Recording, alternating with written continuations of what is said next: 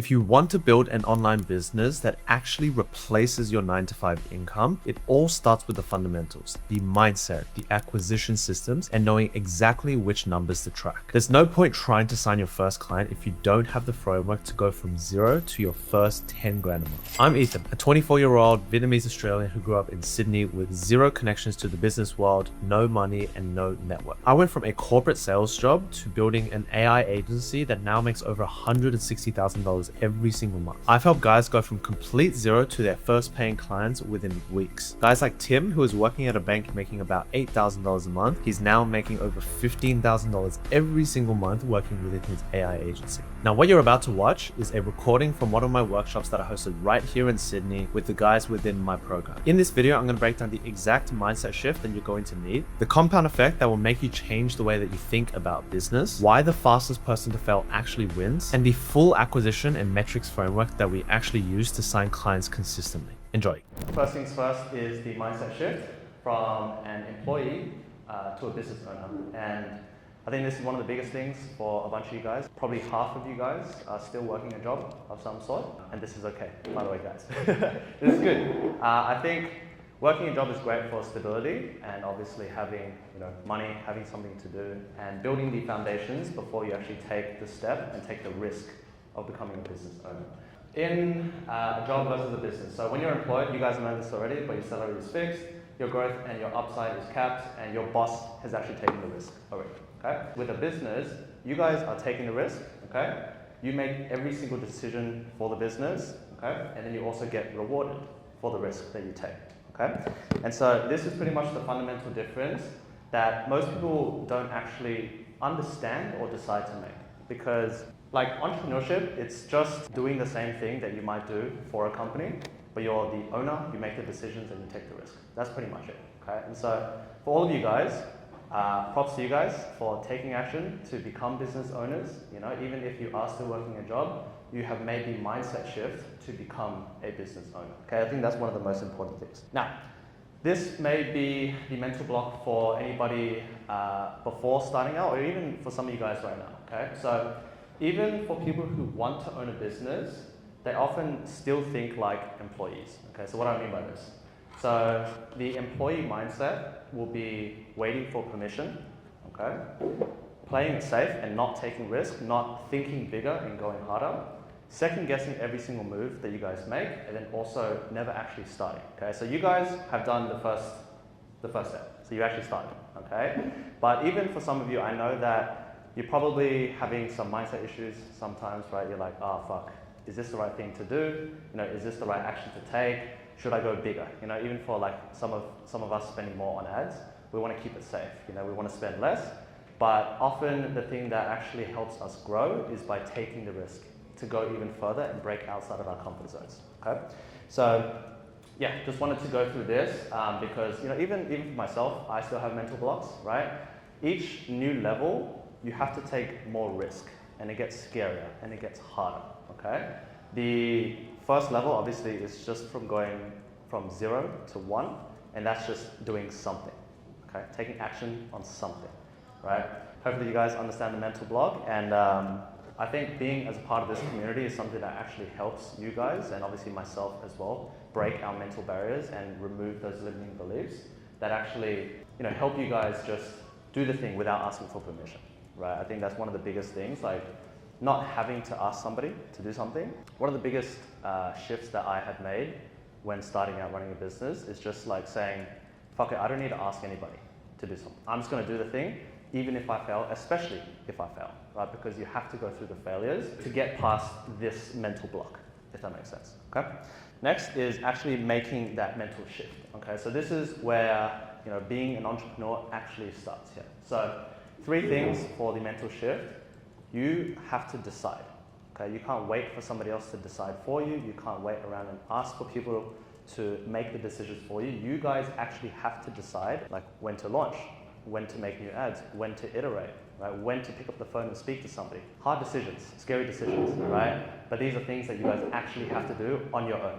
Okay? Obviously, we are here to help you and support you and push you to do these things, but eventually you guys are going to build the muscle where you just decide every single decision, okay? Number 2 is you risk. Discomfort is the price of ownership. Without risk, we already know, there is no reward. Okay, so every single thing that you guys do as you go through business and even life, you have to take a lot of fucking risks. Okay, even me, like let's say for example, getting a place like this, risky, right? But I weighed up the risk, I weighed up the decision, and I took the action to make it happen. Because why? This is going to be a great experience for all of you guys and for myself as well. Obviously you've seen, quite fun already. We've been playing table tennis, just walking around doing whatever. There's a level of risk in everything, and you guys just have to weigh up the risk and actually just decide, hey, is this going to get me closer to my goals or further away from my goals? If it is going to get me closer to my goals, I'm going to take the risk to make it happen. You guys are going to actually sign clients when you do make the decisions and take the risk, okay? When it works, because it will work, every dollar is going to come to you guys. That's one thing you guys have to realize, is because a lot of people think like, hey, what if it doesn't work out, you know? I'm sure you guys have felt that and thought that so many times. I know, like, even for some of you guys who have been here for a little bit longer, you still have those things, right? I still have those feelings. Even the guys here on the content team, I'm sure they still have these feelings, right? We're all humans. And so when we actually realize that when you take the risk and just do the thing continuously over and over again, you will actually make it out. Like, I can promise you, every single one of you guys here is going to succeed. I promise you, and I guarantee that. Because you've actually shown up, you took the risk to come here, okay? Put in the effort, learn, get around the right people, and because of that, you're going to win. And for example, even some of us, like Tien, I know Tien has joined nearly 3 months ago now. He hasn't signed a client just yet. But the fact is, Tien shows up every single time. Majority of the calls that we run every single week, right? He comes to the meetups. Doesn't matter what it is, this guy is so dedicated to his success that there is no reason he will not succeed. And that is something that I want to like pretty much tell you guys, because some of you are literally like first weekend, you know, second weekend. Tien's been here for a couple months and still he's going through the fucking trenches. He hasn't signed a client yet, but that's okay because he knows and I know that he is going to sign a client very, very soon. Yeah. And so one of the most important things is obviously having that mindset to just keep going, despite not actually winning super fast, right? Because some of us win really fast. Tim won pretty fast. You know, some other guys, I think Anthony joined, 2-3 weeks ago, signed a client, same thing with Zach. The point I'm trying to make here is like some people win faster, some people win slower. But everybody is guaranteed to win as long as you keep going, okay? So this is the mental shift.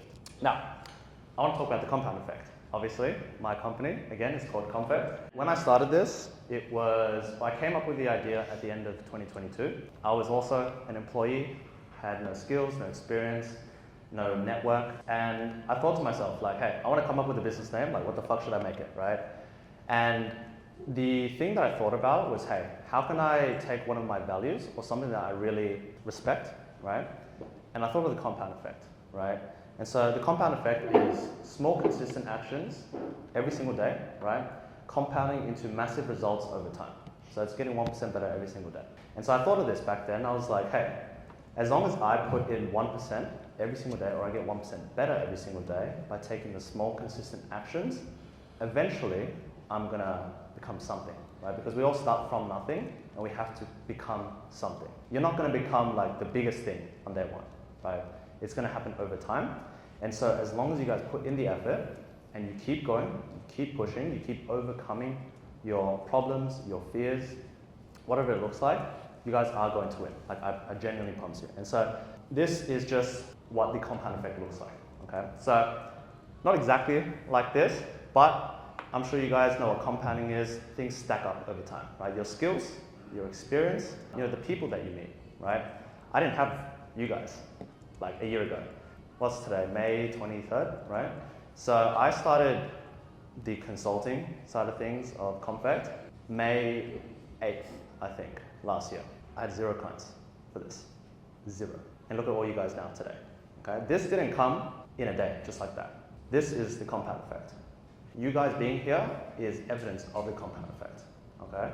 I also started from nothing. And so what I'm trying to say here is that over here at the start, it looks a lot more flat, right? It's like nothing's happening, nothing's working for me, and then all of a sudden, something just fucking hits, yeah? You sign your first client, and then it starts compounding, you sign your second client, yeah? And same for Tim. Tim signed like fucking 4 clients in a month or some shit after nothing happened for a month, you know? The actual compound effect that you don't see, right? And you don't feel it, but over time it's gonna stack up And it's eventually just gonna hit where you're like, whoa, how did I get here? Even for myself, I reflect back on it now, like my journey so far, over 3 years in business, I'm like, how did I get here? It feels like I started yesterday. But over time, like time moves really, really fast. I'm sure you guys have felt it, right, in different areas of life, but time moves really fast. I don't know, for some of us, I'm older in the room, but 24, but I graduated high school, what, like nearly 7 years ago? It's fucking crazy, like it's just gone, you know? Nearly 25.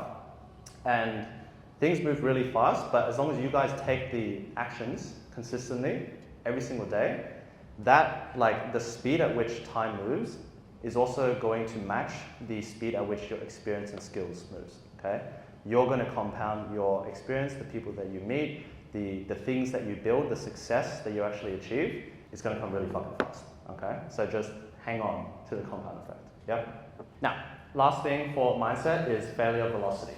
I want you guys to think, how fast can I fail, okay? Failure velocity is the idea that the faster you can fail, learn, and iterate, the faster you will actually succeed. Okay? So most people are afraid to fail, even myself, every single one of you guys are. So they slow down, right? Overthink, over-prepare, never take action. But in business, especially when you guys are starting an agency, the person who fails the fastest wins. Each failure is a data point, each rejection is feedback that tells you something, and the goal isn't to avoid failure, but it's actually to move through it as quickly as possible, okay? I'm sure you guys have experienced it for yourselves where you're putting something off because you're scared of failure. We're all scared of failure, even for myself. I'm scared of failure every single day. What if this decision I make goes wrong? What if this risk I take falls to the floor, right? What if I don't get a return on this? But for all of you guys, and for myself, when you fail, because like usually if you think about it and if you zoom out, if you guys run some ads, spend some money, don't make any money back, you're not gonna die, right? The world isn't gonna fall apart. You pick up the phone, you speak to somebody, they tell you to fuck off. You're not gonna die. Nothing's gonna happen to you. It's just rejection, right? It's just a no. And that is, number one, a data point for you to see, okay, what's actually happened on this call? Why did this happen? And it's feedback, right? How did they treat me? Or, you know, how did I sound on the call? All that kind of stuff. The faster that you guys can get to the failure of your first failure, your second failure, your third failure, that's going to be the thing that actually takes you closer to your yes. Maybe you guys have heard this before, but what if it was guaranteed that to get a yes, it took 30 no's, right? How fast would you get 30 no's? I'm sure you guys have heard this before, but it's actually true. You know, and you never know. Like none of us ever know which one is going to hit. But if we don't get to that failure, maybe it's the next one, but we delay it. Right? Maybe we think about it for a day or two and then it turns into a week and then nothing happens. But what if we just did that every single day and faster and faster and faster and we got 5 no's in a day and then tomorrow we get a yes, our first yes, right? So I want you guys to think about failure velocity. Just keep it in your head as a concept and ask this question, how fast can I fail? Because for every single one of us who has achieved some sort of success, we have failed so many times. Like the more success somebody has achieved, I can guarantee you they have failed more times than you've even tried. Like for myself, I've failed so many fucking times. I always use this as an example, but I think I took 60 sales calls before I closed my first client. 60. Some of you guys have taken 2 or 3, right? And you're like, fuck, this is shit. You know, I'm a failure, I can't do this. What's happening? 60 guys, 60 sales calls. And it's just having that mindset, having that dog in you to keep going, to actually get to that success after those failures, okay? Because every single one of those failures taught me something. And it will teach you guys the things that you guys need to know as well, okay? So, some things that you can do. Stop waiting until you're ready, because you never will be. I will never be ready to run something like this. I'm always nervous, right? Or there's some sort of anxiety around running an event like this, okay? And something I love to say is that motion creates clarity. I've told a bunch of you guys this, but motion creates clarity, okay? The more you move, let's say for example, it's cloudy, right? You don't know what's in front of you, it's foggy, but the more you move, you either are walking or driving, whatever, you're eventually gonna come out of the fog and things are gonna reveal themselves. But you won't get that clarity if you don't move, if you don't take action, if you don't do things. Because if you're stuck in the same spot, it's foggy all around you, what the fuck are you supposed to do? Yeah? Just wait and hope for it to clear out? No, you actually have to move, you have to go somewhere, right? You don't even know which direction is correct, but you just got to do something and go somewhere. Number two, do the thing today. Not when it's perfect, because nothing's ever going to be perfect, okay? And not when you feel more confident. You just have to take the action. I'm sure every single one of you guys can think about something right now that you need to do. Something you've been putting off, something you've been delaying, overthinking about, and when you actually just do the thing, everything just becomes clear. It's really random. Now, something else is make the offer before you feel ready, okay? Confidence comes after the reps, not before them. Caveat, you can just choose to be confident, okay? You can just choose to express yourself and be the person who has everything done or like just has everything already, okay? You can actually just choose that. You don't have to wait for it. It's like you are confident to do the thing, fail, and then get the results or get the reps in, and then you become even more confident, okay? It's funny because I was speaking to Adrian before, and she was saying like, hey, if we offer a big guarantee to people, like will they actually believe it or something, right? Just make the offer before you even feel ready, because you're going to speak to people, right? You're going to get feedback from them, and maybe like, there's always like that 1% of people who are just like, done, let's do it. You pitch them like 20K, and it's like, okay, cool. Similar to Andy with me. So Andy is one of my one-on-one clients, so we work directly together. When Brad had a conversation with him, Andy was like, yeah, fuck it, 24K, done, right? There was no hesitation, no thinking, he just took action, right? And when we introduced that as well, I think that was the first time, actually no, second time. Second time we actually pitched it. First time we actually pitched it, we were just like, hey, we have an idea. We just want to test it out, What if we have a one-on-one package, with more direct help, that kind of shit? And what if we just pitch it to somebody? And the first guy was just like, bang, piffed instantly, right? So how would we have known? Were we ready for that? Not really. We didn't have anything structured. Everything has to just be scrappy. We just got to do the thing. Now, again, get a no faster. The sooner you hear your no, you can get to your yes much faster. Okay, we've gone over that already. And then treat every single failed attempt as a rep. So you're building the muscles through repetition and feedback, similar to the gym, right? You want to get bigger, just keep fucking going. Just keep lifting weights. Okay. The goal isn't to fail less, it's to fail faster, more, learn quicker, and just keep moving. Okay? Motion creates clarity. Now, foundations of the agency. Okay? Real quick, what you're watching is a recording of a live workshop I hosted. And if you're this deep into it, you already know the information is real. This isn't the kind of stuff that you find elsewhere. This is the exact framework I use with my clients personally. Young Aussies, a lot of them stuck in a corporate job, who want to build a real online business and actually get paid. Every single week inside of my program, we go deeper than anything you'll see in this workshop. The full offer, the sales process, the client acquisition systems, the mindset, all of it. And if you feel like this is exactly what you've been looking for and you're serious about making a change, click the first link below and book a call with my team. We'll figure out if you're a great fit for us and then take it from there. Cool. Back to the workshop. So, what is an agency in the first place? For the guys who are starting out, maybe you're like, I still don't know what this is. Okay? So, an agency delivers a done-for-you service in exchange for money. Simple. So the specific model that we run is an AI advertising agency. We use AI to deliver marketing, advertising, and sales systems for local businesses. The majority of us know this already. And so the problem we solve is lack of growth systems, which is marketing and advertising for leads, and the absence of a back-end infrastructure, okay? So systems to convert leads into clients, okay? So it's pretty simple. And what we actually do is we handle both by building and running the entire system for them, okay? Which enables them, this is the most important part, to grow consistently, increase their revenue, build their team, and change their lives, okay? Because we're not running a business just to make money. One of the most important things to remember when you do go throughout your entrepreneurship journey is that you're actually changing lives, okay? I'm changing your guys' lives, and I can confidently say that by running this business, okay? And you guys are changing your clients' lives by running your own agency. Think about that, because a lot of the time we go through our business and we're like, okay, I have to make money, I have to sell, right? I have to get this person to pay me. But if we shift it to, hey, I need to serve this person, I need to deliver great results, I need to actually deliver the outcomes and help them change their life, get the results that they're looking for, that's when you guys are going to make a lot more, because you actually care and it's going to compound and actually come back in a cycle, essentially, right? The more that you care, the more they get results, The more money you make, the more referrals you get, the more clients you sign, and it's just this big cycle of actually making more money because you actually give a shit about your clients. So, 3 components that we need, I'll keep it simple. So it's just systems, skills, and mindset, okay? When you're getting started, 0 to 10K, that's all you need. So number 1, systems. Just the processes and the tools that run your agency from acquisition all the way to delivery, okay? Systems that you work on the business, not just in it. Because imagine you guys had to run ads, and then you just got it into a Google Sheet, and then you had to just call them on your phone, yeah, and then, you know, write it in your book or like a journal or something, you know, this time during the day, and hope they show up to a call, right? You'd be fucked.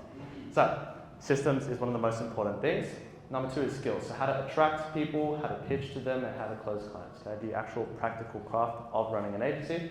Then number 3 is mindset. So again, why you're doing this and how to keep pushing when things get super, super hard. Okay? So why all 3 matters? So systems, again, it enables scale, so it actually can prevent endless manual work that you guys may be doing.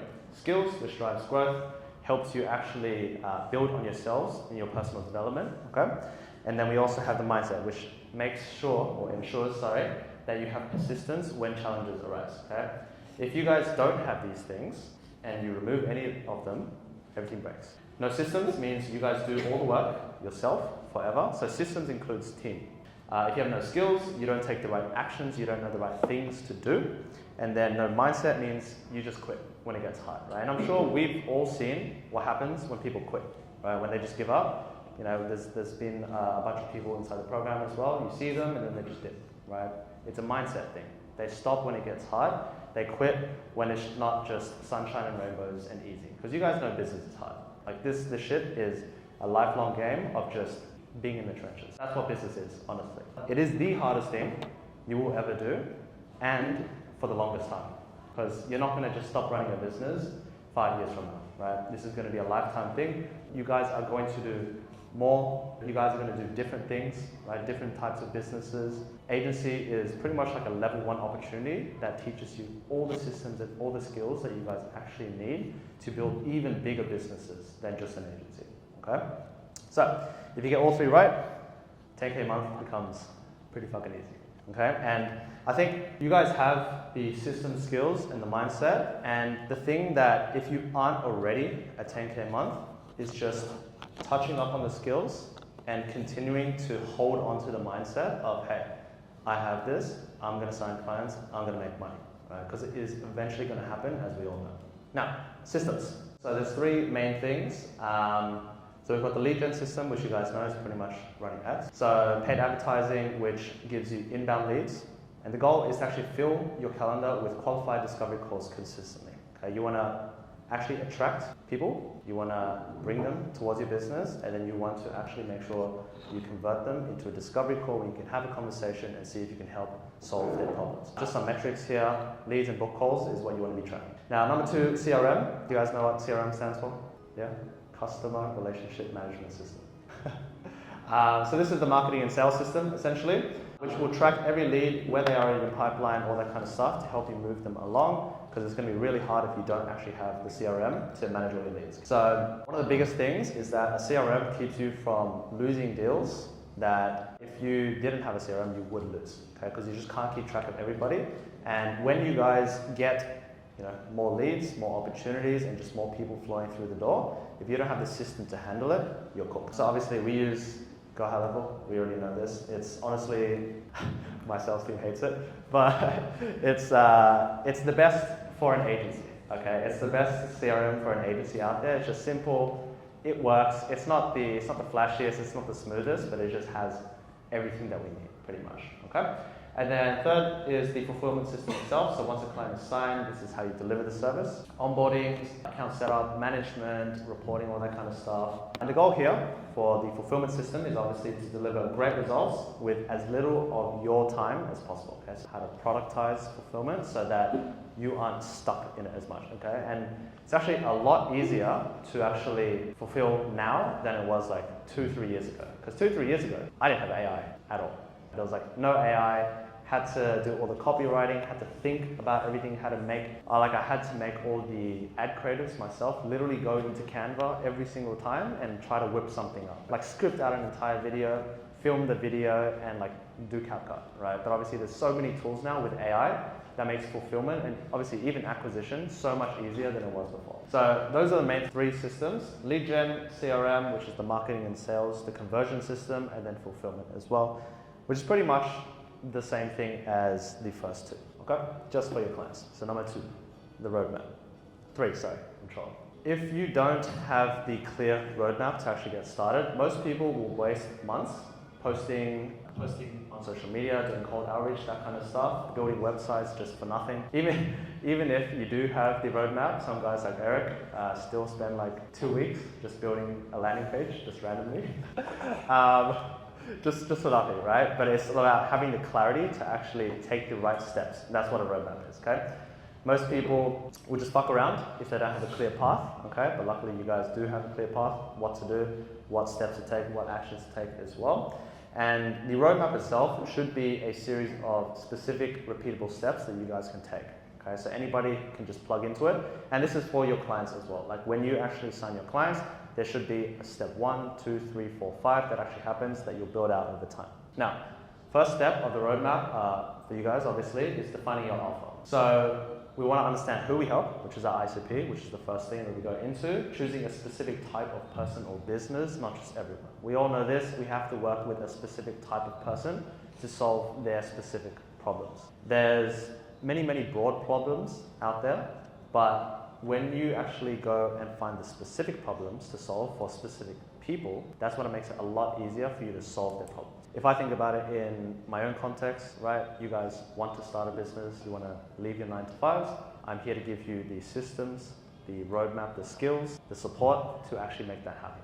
Okay, so I'm solving your problems. If you can articulate the exact pain point, right, that you can solve for them, that they're currently feeling, that's when a lot of people are going to be attracted to you, because a lot of the time people just need to understand that, hey, this guy knows my problem, you know? It's like a subconscious thing. You're not like actively thinking, hey, I have a problem and this guy can solve my problem, yeah? But it's more subconscious. When you actually write and say the right things to hit their subconscious and the problems that they understand and they're feeling for themselves, that's when your offer and your messaging, your marketing is actually going to convert with them, okay? And then the last part of the offer is actually what they get, okay? So after you understand the problem, you have to say, hey, I'm going to give you guys this outcome, right? Because no one's actually going to want the thing, especially local business owners, right? You guys have spoken to business owners a lot. If you guys can't like guarantee them something or like really give them an outcome that they're looking for, they won't work with you. And because this is a, like when you're running an agency, it's more B2B, right? B2B is about outcomes, it's about results, okay? You actually have to deliver an outcome that the other party is actually looking for. Now, clarity beats perfection every single time, okay? A clear offer closes deals. So when we actually just say like, hey, I'll give you this, and you can keep saying it to a lot of people, they will eventually come and work with you, okay? So it's better to have a clearer offer than one that says too many things or is trying to solve too many problems or offer too many solutions, okay? Just the main outcome or the end outcome that people are looking for, let's say for example, 50K in the next 3 months. Super simple offer, super clear, and people want that. It's something that they can actually visualize as well, and that's the thing that actually gets people over the line, okay? Now, step 2 is actually attracting your ICP. So, for a lot of people out there, they do cold outreach. Obviously, what I'm teaching you guys is how to run paid ads, okay? We run paid advertising through Meta to attract qualified leads who are people with the problem that we solve, okay? They already have this problem, and all we're doing is putting ourselves in front of them, yeah? That's what paid ads is. So why run ads instead of cold outreach? It's because of leverage. And this applies to different areas in the business as well. Actually getting leverage, okay? So building a team, hiring a team, that's leverage, okay? Because you don't have to spend your time doing multiple functions across the business, yeah? I think the main thing I want you guys to understand is that ads is important and really good for you guys to run, okay? Even though it might be scary, because you put capital in, okay? You get leads out who have money. That's the ideal situation, okay? You're gonna put money in, but you're gonna get even more money out of it. Much faster than doing something like cold calls, cold DMs, or cold SMS. I used to do cold SMS for my agency. Cooked, guys. Not fun, okay? Cold outreach is not fun. And so the reason that I converted to paid ads. It was obviously because of leverage. I didn't like cold calling people. Has anyone here actually cold called before? Apart from the sales team. Yeah, cold calling is not fun. You guys can attest to that? Yeah. So running paid ads, even though like, hey, I'm spending money and I'm not really seeing results, you need to run paid ads just because it's faster. You actually have data to track, okay? You can get feedback from your market of, hey, are they clicking on my offer? Are they actually resonating with this? Is this messy, in terms of the messaging that I'm saying or the creative that I'm making? Now, number 3 is converting leads into book calls. So for some of us here, this is a bottleneck, right? Which is what we'll go into a little bit later. But essentially, there's 3 main things to converting leads into book calls. So number 1 is speed to lead. I know for Tien, this is pretty cooked. But essentially, speed to lead is you get somebody opting in, you want to contact them immediately, right? Because when you actually get to people immediately, they are still on their phones or like actually in whatever you were presenting to them, essentially, like your ecosystem. Because how many times has it been where you guys are on something, you click on something, you might look around, and as soon as you get off, you're scrolling TikTok, you're scrolling Instagram again, right? You've completely forgotten about what you just opted into. You probably have had leads where you call them like 3 hours later. They're like, who the fuck are you? What is this? What are you calling me about? Yeah, Zach's smiling. For every single one of us, it's happened a lot, right? Because we have very, very short attention spans. So we need to make sure that we get to our leads as fast as possible through calling them, texting them, and then also emailing them, okay? So actually, let's get the mic going around. Let's give it to Tia. What has been your speed to lead? Dog shit, bro. Like couple hours. Couple hours, yeah. Okay. And how many leads are you actually booking into sales calls? Not much. Not much? Yeah. How many a week? Right now, my ads have been shit as well. But before, it actually wasn't that bad until I switched niches. Yeah. Since I switched niches, which was like, I don't know, 2 weeks ago maybe, I've only booked in like 3 calls. It's because when do most of your leads come in? During work. Okay.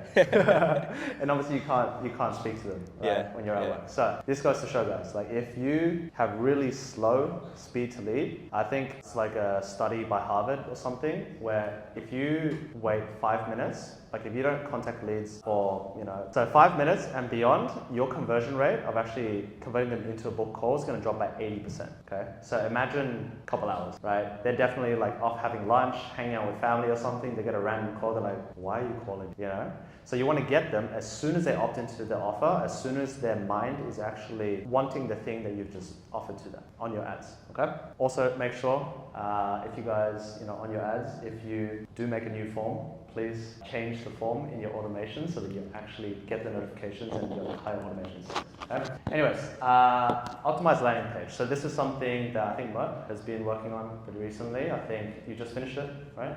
Yeah. Your landing page should be clear, fast, and focus on one action, okay, which is booking a call. I know a lot of you guys have tried to make it really pretty, Mr. Eric, or like make it really functional and different. But the point of a landing page is just to do one thing, which is to get them to book a call, right? So you don't need 3 different buttons everywhere, right? You just need a very streamlined process of what to actually, or like what you actually want them to see, which is your headline, sub-headline, VSL, and then call to action. Okay, pretty much like the top fold when you actually land on the landing page, that's all that matters. Obviously, people are going to go down, look at testimonials, results, whatever. But the main thing is if you can get your top of the page to convert them to watch the VSL and the VSL converts them into a book call, that's what you want, okay? And that's what actually makes the landing page optimized. And then obviously automations as well. So this is another important piece of the conversion system. So making sure that once a lead opts in, you guys have the entire automated sequence that should start immediately and continuously nurture them until they actually book a call. Because it's not just in the moment that they opt in that you can book them in. You can actually get leads to book in 3 months later with automations, okay? With a random follow-up SMS or a random follow-up email as well. So just something to think about in terms of the conversion system from lead to book call. So 3 things again: speed to lead, get to your leads as fast as possible, optimize your landing page to make sure that people convert into a book call for self-booking, all right? And then your automations, which will sometimes get people to book in from a text or an email, okay? Now, number 4, nurturing leads into showing up. I know a bunch of us have had some issues with show up rate. If you have, hand up, please. Okay, anyways, yeah, so booking a call is just the first step, all right? Booking a call is great, but if people don't actually show up to the call, you're cooked, You spent money for somebody to not actually have a proper conversation with you where you can go ahead and sell to them. Yeah? The real magic happens when they actually do show up, okay? When they're engaged and ready to have a conversation with you about moving forward with you, right? So a strong nurture sequence actually bridges the gap between booking and getting them to show up to the call, which is the most important part. Number one, obviously automated reminders. The main thing to think about with your automated reminders from booking to the actual call itself is SMS and actually calling them. Okay? So I know a lot of you guys have had calls and you either don't call them before the call on the phone or you forget to call them. That's probably the most important thing that you guys should be doing outside of making sure that your SMSs are going out. How long before the sales call do you think is best to call them? The calling sequence before the sales call itself is 1 day before. Depends when you book in the call, right? You should be booking the call within 72 hours. 48 hours is ideal, yeah? Because any longer than 72 hours, obviously like local space, they're like, oh, I don't have time this week, we have to do it next week, whatever. But ideally, when you book the call, 1 day before, let's say for example, it's 2 p.m. 2 p.m. the day before, you're gonna be like, hey Eric, we got a call scheduled for tomorrow at 2 p.m. Are you still able to make it, right? You wanna confirm the day before. So like during this time, you also have your SMS and your email automation is going out, but you also are going to call them the morning of. Good morning, Mr. Eric, you still good for our call at 2 p.m. today? Yeah, and then you have like a text 10 to 30 minutes before just to remind them again.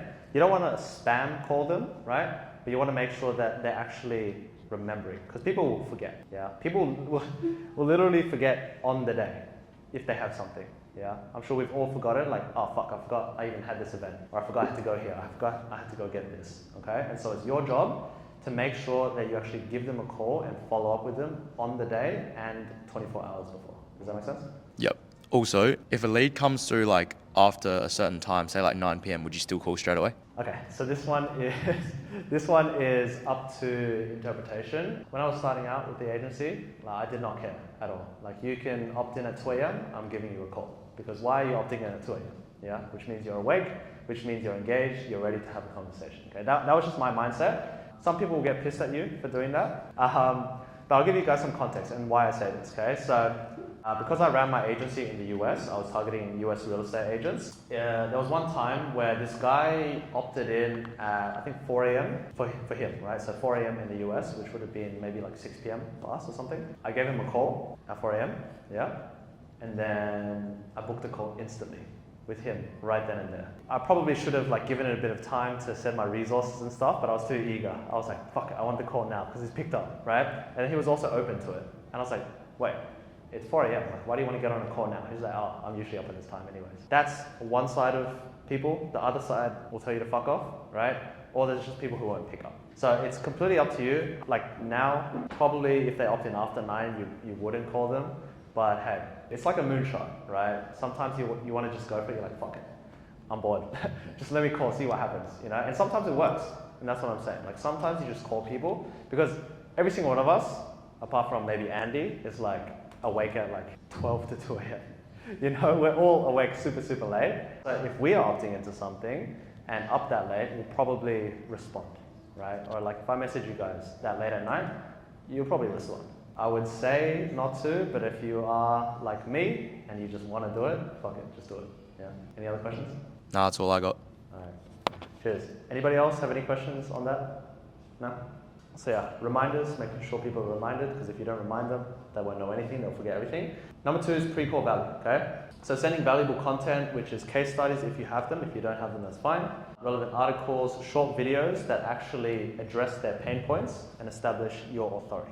Okay, so this is what we go over in the pre-call assets, yeah? The point of this is to warm them up and make them excited for the call, okay? Because if somebody is opted into something, majority of the time, they want what you're offering, okay? But what they want is to trust in you, your business, and what you're offering can actually help them get the results they're looking for, okay? So even if you don't have case studies, which obviously we don't when we're starting out, right? We can explain the process of what it looks like to help them achieve results. Because most likely they don't even know the process, they don't know the solution, okay? Sometimes they're solution aware, but most of them are just going to be problem aware. They're like, hey, I have this problem and I want it fixed, okay? And so if you can show them the solution, the step-by-step of the solution, they can actually watch through that, they can read through it and actually be sold and get excited about the solution itself. Actually, let's do another mic somewhere. Who's got the mic right now? Let's pass it over to Zach. Curious, what was a problem that you had, but you didn't know the solution to, and as soon as you saw the solution, you're like, fuck, that's so sick. Let me get that. I think recently I was viewing a few of the people in the programs like landing pages and how they were setting up their, I guess, funnels. Yep. And I found that they were using like Claude and having Claude do a lot of their coding, and it made it look a lot better and also much clearer and function smoother. And so I kind of instantly went from go high level, which can be clunky and a little bit annoying sometimes, and just sent it and made landing pages with Claude and stuff like that. Okay. That's So the only thing I could So what was the problem for you? Just wanting to not spend the next week doing a landing page. Okay. And also wanted something that was visually better. And then the solution? Just sent it with Claude and just told it to make me a page, and then like edited the code from there. Okay, cool. So pretty much like as soon as you saw the solution of, hey, I can use Claude and I can make it look nicer but also function better, you were like, shit, let me get that, let me try that. 100%. Right? Yeah. And so that's the same thing with your clients. Even if like you don't have the results to show, if you can show them a visual of the solution, what it would look like, kind of reveal it to them, they'll actually want your thing, regardless of if you have results, if you have case studies, if you have testimonials. Okay, because a lot of the time people just want to see the roadmap, the roadmap, the steps that they actually have to take to get to the result that they're looking for. So that is the pre-call value. And obviously everyone wants to build trust before they hop onto a call with somebody. They're like, why the fuck should I hop on a call with, right? So you need to give them a reason to. You need to solve a problem. You need to build trust somehow, okay? Multiple different ways, which we'll go into later with all of you guys. Number 3 is setting clear expectations as well before the call. So this is in your pre-call VSL, this is in your SMS reminders and your emails as well. Making sure that you guys state the call's purpose, obviously just to go through discovery, see how you guys can help, okay?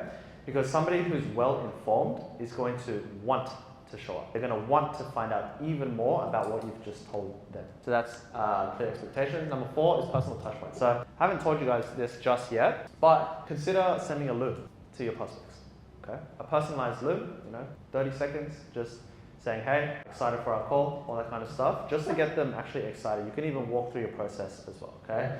Personal touch points help a lot in boosting show-up rates because people are like, oh, this is a real person. This is not pre-recorded. They actually see a human in real time saying their name, right? Which makes it much, much more personal. And when they see that, they care and they want to speak with you, okay? Because now they are actually speaking to another human. So a good nurture sequence can increase your show-up rates by 20 to 30%, okay? Which directly increases and impacts your conversion efficiency. Let's say, for example, right now your show-up rate's 30%, which is quite low. If you get 60% of people to actually show up, that doubles your chances of making money just by getting people who booked in a call to show up to the call. So show-up rate is one of the most important things that you guys should be focusing on when you actually have a booked call on your calendar. Yep. Number 5, presenting and closing. So this is super simple. We've gone through it a bunch of times, but just the main framework of what to think about, right? Because obviously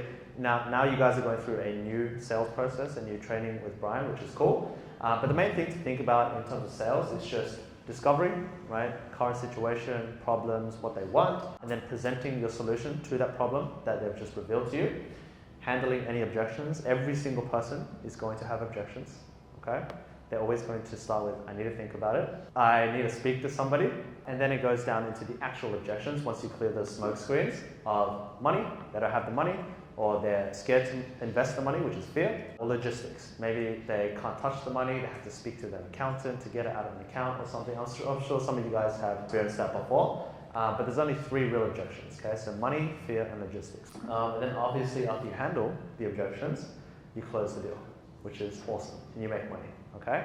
So yeah, that's pretty much the process of closing client. The 4 steps in the framework, literally just go through discovery, present your solution, handle some objections, and then close the deal. And that's 1 client. If you repeat this 5 times, you got 5 clients. And that's with the entire system as well. So hopefully like with this, you guys can see like, it's not that much. Obviously there's small intricacies and nuances of marketing and sales, but the more you do the reps, the more you fail, and then you just close, okay? Next, pillar 4. So after you start running the agency and everything, something that I think is really important to start getting used to is tracking and then actually making decisions from the data. So one of the most valuable skills you can build is knowing how to read your numbers as a business owner and actually do something about them. All right. So 4 numbers that run an agency. So this is leads. How many leads do I have? Right. Booked calls. How many people have shown up to a call? Right. And then closed calls as well. And this is on the acquisition side. Okay. Booked calls is leads who have actually scheduled a call but not shown up. So that's an important thing to consider.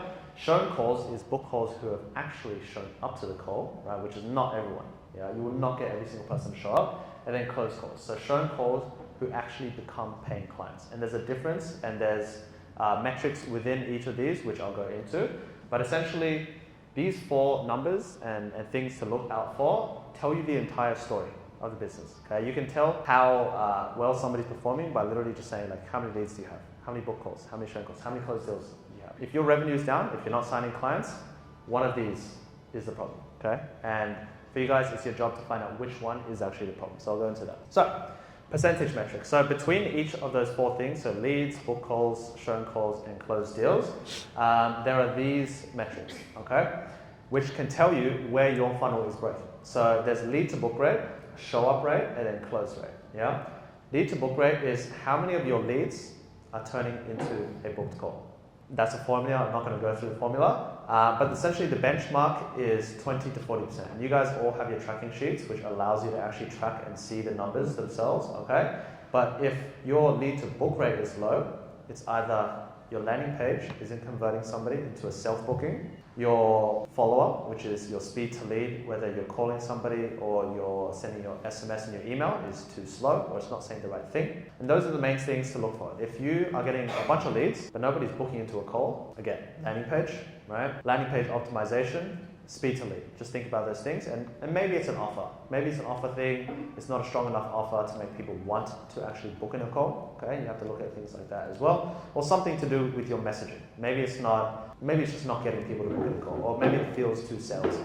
Okay, so that's lead to book rate. Now, show up rate is how many people booked actually showed up to the call. Okay, benchmark for this is actually a lot higher than your lead to book rate. So you want 60 to 80% of people to actually show up to the call itself. Yeah. Now, if your show up rate is low, again, it's either your nurture sequence or your reminders or the actual content on your pre-call page. Pretty much, if people don't show up, they don't care. They don't care about what you're offering them, right? They don't care about you, your business, the solutions that you provide. They just don't want to be there, right? Because you guys showing up here, today, is because why? You care, you want to be here, you actually think this is going to provide you some sort of value, yeah, which is why you showed up. Make sense? So to increase show up rate, you just have to get people to care. Can you solve their problem? Can you show proof that you've done the thing or you can do the thing? Yeah. And then just make sure to keep reminding them that it is happening. And then close rate. So how many people who actually showed up to the call, became clients, paid you money? That's the most important thing, okay? You don't close somebody until they pay you money. If your close rate is low, it's your sales process, okay? Before the call, actually nurturing them, yeah? The offer itself needs to be stronger, clearer, or it's just your skills in the call, right? Usually, it's the skills as the first component. You just aren't good enough at sales, right? Which is normal. And then it becomes, hey, is my offer good enough? Do people actually want this? Are they just thinking about it? And are they actually nurtured enough? Do they have enough trust in you? And is the problem painful enough to make a change, to take action, to get their problem solved by you? Okay. One of the biggest things in terms of close rate is trust, right? I'm sure you guys know this, but if you don't trust somebody, you're not sending them thousands of dollars. You're just not. Okay. Same thing for you guys with me. Same thing for you guys and your clients. If they don't trust you, you're not making money at all. Okay. So how do we build trust? Again, it's in the pre-call process, sending assets, providing value, answering objections, answering common questions, all that kind of stuff, okay? And so, because of this, and once you guys understand this, you guys don't need to guess what's wrong. The numbers will tell you if you're tracking them, okay? And obviously we have the tracker that you can actually look at. If you are actually actively tracking, you look at your numbers, you can tell, okay, my lead to book rate is cooked. How do I fix my lead to book rate? Pick up the phone faster and speak to them. Better automations, better landing page, that's it. Because that's the only thing between a lead opting in and then booking a call. You're probably calling them too slowly, yeah? Or maybe it's your number that's the problem, right? They're not even getting your call. That could be an issue, yeah? Your landing page isn't doing shit. People are not converting on it. It's not attractive. The offer isn't great. or the automations need to change as well. Faster, more frequently, changing what you're saying in the automations as well, okay? But yeah, that's just an example, and we'll continue to actually making decisions from the data. Why I tell you guys this is because I don't want you to react to how you feel about anything, okay? React to the numbers themselves. So if your revenue is down, check your leads first, okay? If you are not making money, are you actually getting leads? Are you getting people to opt in, you know? Because if you have a lot of people opting in, you're probably gonna make a lot of money, right? As long as your sales process is at least slightly dialed, okay? Your landing page is decent, pick up the phone, speaking to them, your automations are okay. But if your revenue is down and you're not making money, are your ads running? Are they working well? Is your cost per lead going up, which means you need to change your creative, okay? Or your offer, and so you would adjust targeting, creative, or budget. If you want more money and you're actually getting results, just turn up the budget, okay? Depending on whatever your goals are. If your leads aren't booking, right, check, is your landing page converting people? I think somebody here made like a couple changes to their landing page and then instantly just got self-bookings. Who was that? Was that Tia? Who here has gotten self-bookings? Type shit. So if you're getting self-bookings, you know that your landing page is actually doing its thing. Obviously following up fast enough, which is your speed to lead. And if people aren't closing, sometimes the right people aren't actually showing up. They don't have the right intent. They don't have the right problem that you can actually solve. They're just here to browse, or like they don't even know why they're here. Okay? And so if people like that are showing up to the call, again, it means your pre-call process needs to change and improve in some sort of way. Okay? Every problem in the business has a number attached to it. Okay? And if you find the number, you can fix the problem. So again, if you think about each one of these, so lead to book rate, show rate, and close rate, if one of them is down, you know that there is a specific problem that you can actually solve with a specific action. Okay? Now, after you guys sign clients, right, you understand your metrics, all of that, now we have to fulfill. Okay? And the reason I call this the mirror effect is because you guys fulfilling is pretty much the same thing as you guys signing your own clients, but you're just doing it for them. So at the end of the day, you're still just running ads for them, building the sales systems for them, and just helping them get more booked calls, quotes, appointments, whatever that is in their specific lingo. Okay? Now, the biggest fear is for you guys, can I actually get results? Can I deliver results to these guys? What you guys need to remember is you don't need to invent a new system. You pretty much do the exact same thing, again, for your clients that you already do for yourself. And when you get your clients, you already know it works, okay? Now you're just doing it for somebody else's business. And even on your sales calls, right, if they ask you, how do I know this is gonna work? Again, what I like to say and what you guys have learned is, how did you show up to this call? Because it's the same repeatable process no matter who it is, no matter what the business is, no matter what the offer is, okay? Running some ads, getting people onto a call, and then closing them on a call. Same thing, okay? So you just pretty much have to duplicate it. And so I don't want you guys to be like scared of, how do I fulfill? Obviously at the start, like even if you have the right system, it's gonna be scrappy as fuck, right? First client, you're not gonna know what to do. You have to start building a relationship, building a system, actually delivering for somebody else that's not you. It's just gonna be scrappy, okay? Over time, it's gonna get easier, but the main thing to remember is that what you're doing for them is what you have already done for yourself. Now, to actually go through a little bit of the process, okay? So step one is obviously onboarding the client themselves. So the onboarding process sets the tone for the entire relationship, pretty much, okay? If you do it well, your clients are going to trust you, okay? And if you do it poorly, you're gonna play catch up for a long time, okay? They're going to not trust you, they're gonna not like you if your onboarding is shit, or if it feels messy and things just aren't streamlined, all right? So 3 things to start with onboarding. So number one is a kickoff call, onboarding call, whatever you want to call it. You want to walk them through exactly what you're going to do, okay? What you're going to do for them. And by the way, to get somebody onto an onboarding call, literally just send them a link to get them to book in pretty much as soon as they close, okay? As soon as they close, here's my onboarding calendar, book in a call with me to get started, okay? Because you want the kickoff call to be within 72 hours. 72 hours, okay? Because if you don't have it within 72 hours, there's going to be buyer's remorse. Okay? People are going to be like, nothing's happening, what's going on, nothing's moving, I've just spent thousands of dollars and I see nothing. Okay? So it's very, very important that you guys do your onboarding call as soon as possible. So on the call itself, you'll set clear expectations, so timeline, deliverables, and then communication cadence, which we'll go into in a sec. Okay?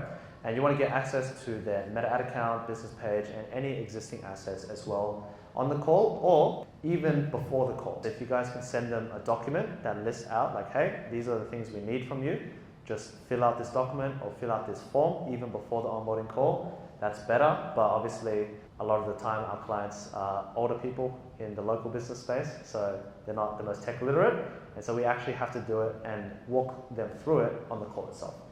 So the call is very, very important. Obviously all of you guys had an onboarding call as well with either myself, Albert, or Tim, and it helped you a lot, right? You had more of an idea of what you were going to do, the process, the steps, like the expectations from us that we have of you, and obviously we want to understand what you want from us as well, okay? So the intake form is what I mentioned just a little bit earlier. So in terms of the intake form, you want to collect everything that you need from them because your clients, you can't rely on them to do anything. Okay, you need them to fill in this intake form, this onboarding form as soon as possible so that you can get their assets and start doing things for them immediately, okay? Who has had clients who just don't do shit? Like they don't send you, see? If you, you literally cannot rely on your clients. You have to get them to give you everything immediately and then you take care of everything else. Okay, do not rely on your clients to send you assets, to film videos for you, like literally nothing, okay? So it's very important that you get their offer, who they're targeting, right? Their pricing, their USP, which is unique sales or service proposition, okay? And then past ad experience or anything like that, okay? So name, business name, email, card details, whatever it is you actually need from them, okay? Get it as soon as possible. And it's really easy. You can use a GHL form or a Google form, something like that, and which becomes like your foundation for everything else that you're going to do for them. Because you only need it one time. You only need the assets one time. Logo, name, business name, whatever that is, to set everything up, and then after that you should be good, and you don't have to ask them for anything to run, the service delivery for them, okay? And then after that is the campaign setup, so both the GHL sales system side of things as well as the ad account.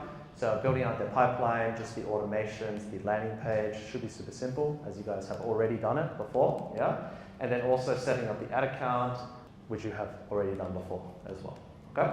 Pretty much connecting everything together. It's the same that you've already done for yourselves, but it should be even faster now because you guys have already done it before. You know what to do. So even though it is your first client, you're not sure exactly what to do. Just try to remember the process that you've already done for yourself, and that will be a lot easier. Okay? So final note here is that a smooth onboarding tells your client that they made the right decision to pay you a fuck ton of money. Okay? And the confidence carries through the entire engagement. If you can start the relationship well, the entire relationship, obviously there's going to be bumps, right? There's going to be problems that arise, but for the most part, it's going to be a nice little 3 months that you spend with them, okay? And obviously, ideally, you get them results, and it's even better after that. Now, step 2, running the reps. For clients, pretty much the main thing we're doing for them is lead gen. Super simple, just running ads for them, okay? And so this is the core of what you're delivering.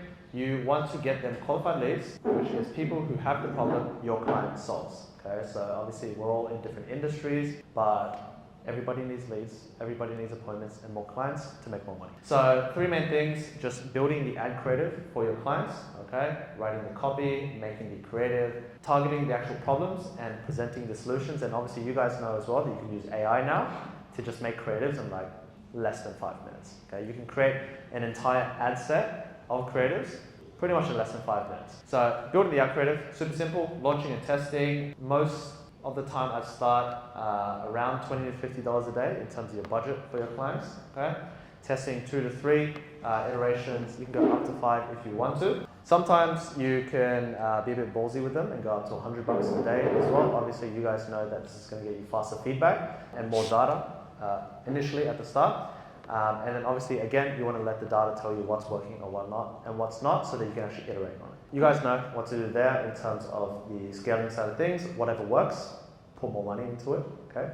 Whatever doesn't, cut it off, change it, iterate, and go again. For clients, you want to be making sure that you optimize weekly. Okay, checking all their numbers. So this is really important to actually get feedback from them as well, because you aren't going to be the one that is speaking to their leads. You're not going to pick up the phone to call them. You're not going to be the one texting back and forth, because that part is mainly on your clients. So you have to get feedback from them so that you can optimize weekly.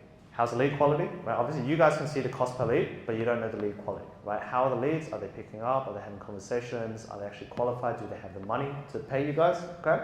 And then how many people are actually converting into appointments, into quotes, into book calls? Okay.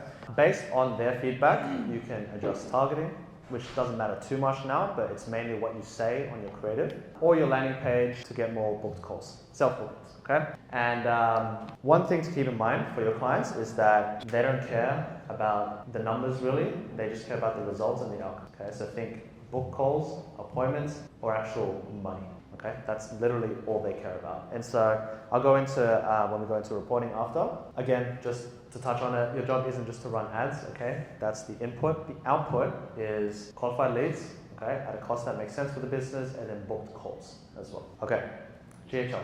So again, pretty simple. This is nothing too much, but most businesses, local businesses, do not even have this, like at all. They have never thought about this ever, okay? Instant lead response. Most of the time, even if they get leads, they'll respond to them hours later. So you can build your automations to make sure they get responses instantly. Follow-up sequences for after somebody books an appointment with your client as well. Very, very important, because often they're either in the trade space or they are a real estate agent or something. They're out and about. They don't have time to continuously follow up. So it's important to actually build those follow-up sequences and obviously the reminders. Okay. One of the only real things that your client's going to need in terms of the GHL setup and using the system is just seeing the pipeline, moving people within the pipeline, similar to what we do when we get leads and book calls. They just need to see people, move them, write some notes, and the conversations tab as well. That's pretty much all your clients are going to see in GHL. You manage everything. Obviously, we know that GHL is the engine that turns all the ad spend into booked appointments automatically. So just making sure that this is also set up, because a lot of the time, like other agencies out there only do lead gen. So, building a snapshot for your clients and actually helping them get more booked appointments automatically, super valuable. Okay, now step 4, reporting and retention. So getting a client is very, very hard, as you guys know, okay? But losing clients is very, very easy. You can lose clients very easily, even if they've paid you a lot of money. The agencies that actually scale are the ones getting results. Simple as that. Obviously, sometimes we can charge like $5,000 to $10,000, but that's when it makes it even more important to get your clients results. To actually help with this, we want to make sure that we do reporting for these guys, actually make sure that they know the numbers. And again, they don't really care about the small metrics or the intricate details and the small data. They just care about the outcomes. So leads, booked calls, closed clients, and money. That's pretty much all they care about. You don't have to deliver, a lead to book rate report to them. They don't really care about that. It's just those main 4 numbers that they actually care about. Okay. So every week, what you do, send a simple report. You guys can literally just use AI, like just have a tracking sheet. Use AI to make a simple report. Okay. Send it to them. GHL also has its own dashboard as well that allows you to see how many leads you've got, how many book calls you have as well. Keep it very, very short, okay? They don't want a huge PDF. They just want to know, okay, is this working? Am I making money, or am I at least closer to making money? Monthly strategy calls. Sometimes you can do it twice a month as well, like every 2 weeks. But I would do it once a month, get on a call to just review the numbers together. Celebrate the wins if you do have some wins, which is awesome. Identify what's not working, and then present your plan for the next month. Okay, so it's a super simple call, usually just half an hour. Just catch up with them, present some things to them, and make sure that you continuously build a relationship. When you guys start off, and depending on your clients' availabilities as well, I would try to do it every 2 weeks, right? Just to keep the touch points there, the cadence of touch points. And this is what's actually going to separate you from people who just run ads. Because a lot of the time, people want to meet up, like you guys, right? We want to have touch points, we want to meet up in person, we want to build relationships with each other, and that's a thing that keeps them happy. Even if things aren't going great, right? Even if you haven't signed a client yet or you haven't made money yet, the frequent touch points and showing that, hey, I'm actually here for you, I'm actually here to help you out, that's what is going to save your ass, even when results aren't going the way you want them to, or even if your clients aren't converting. Okay? Now, lastly here is proactive problem solving. So we don't want to wait for our clients to notice something is off, okay? We just want to actually see it and then actually tell them as well, communicate with them. Because like I said, we don't want to rely on our clients for anything, okay? And if they start seeing problems, you're cooked, okay? So it's actually better to just tell them, hey, this is not going as well as we want it to, and this is what we're actually going to do to try and fix that. If any of the problems are there, you pretty much tell them what it is and tell them what your actual steps are going to be to solve them. Most important thing is retention, right? So obviously you guys can sign clients, but in the agency space, you're going to have them on retainer, right? Which means that they're going to continuously pay you month over month over month, and if you deliver them great results, they're going to continue paying you a lot of money, okay? And so just if you guys think about it, if one client pays you 2K a month for 12 months, and sometimes you can get this contract, right? You can sign a 12-month contract with them. That's a guaranteed $24,000 for a year, okay? Obviously, if you charge more, that's even more, and depending on how long the engagement is as well, maybe it's a 6-month, but you charge 3, 4, 5K a month, that's more money. But the main thing is, if you guys want that, you have to deliver results, okay? You have to make sure that you actually retain these guys. Oh, that's it. Guys, so takeaways. Obviously, that was just the main framework of everything, going through mindset, foundations, the roadmap, tracking and fulfillment, okay? That's pretty much it. That's what you guys need to know. Obviously, you guys are here as part of the program, so you have all the other intricacies within the modules, group calls and everything like that. The only thing left is to just do the fucking thing. Okay, so thank you guys for listening to me for like an hour or so. We'll keep it chill now. So that's pretty much my presentation for today.